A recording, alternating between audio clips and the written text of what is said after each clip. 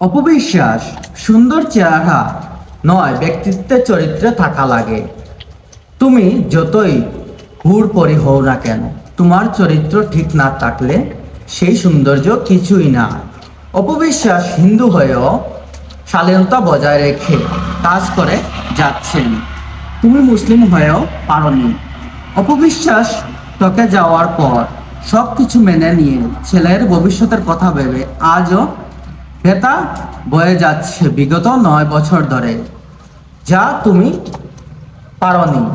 ছেলের বয়স 5 বছর হয়নি, এরই মধ্যে কম বয়সী একটা মানুষ ধরে নিয়ে সমালোচনার জন্ম দিয়েছ। সর্বপ্রথম কাউকে কিছু বলার আগে চিন্তা করো, তুমি কি এতই ভালো যে অন্যকে নিয়ে কথা বলার যোগ্য হয়ে গেছো? আগে তুমি দেখো তুমি কি করছো না করছো, মানুষ তোমাকে কিভাবে গ্রহণ করে নিচ্ছে, সেটা আগে তুমি নিজেই ভাবো, তারপর অন্যকে নিয়ে কথা